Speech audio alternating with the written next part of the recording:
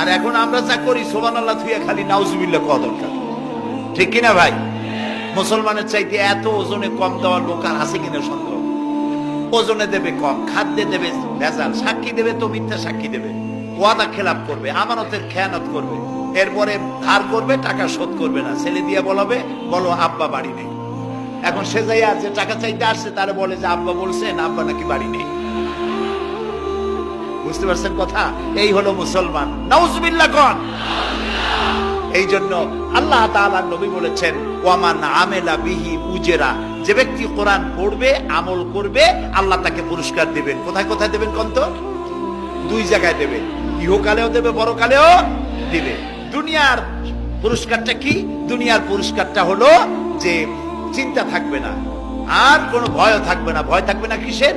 ভয় থাকবে না যেই সমাজে কোরআন মানা হবে, যেই সমাজের আইনের উৎস হবে কোরআন, ওই সমাজের মধ্যে চুরি ডাকাতি জেনা ব্যভিচার হত্যা ধর্ষণ থাকবে না। কাজে ভীতি শূন্য সমৃদ্ধিপূর্ণ নিরাপত্তাপূর্ণ একটি সুন্দর সমাজ উপহার দেবে এই কোরআন। সুবহানাল্লাহ।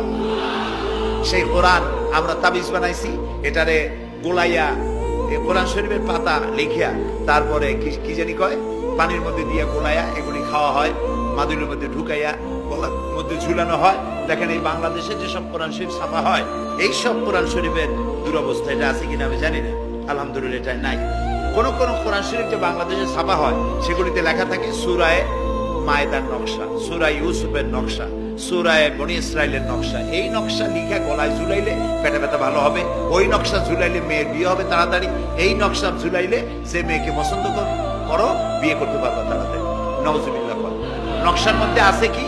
নকশার ভিতরে আছে 1293, 1711, 513 হাবিজ আমি কতগুলো নাম্বার দিয়া তারপরে লাল কালি দিয়ে দাগ দিয়ে দিয়ে ধান্দাবাজি করা। এরপরে ওই ধান্দাবাজি তাবিজের কোনায় কোনায় লেখে ইয়া জিবরাইল, ইয়া মিকাইল, ইয়া ইসরাফিল, ইয়া আজরাইল।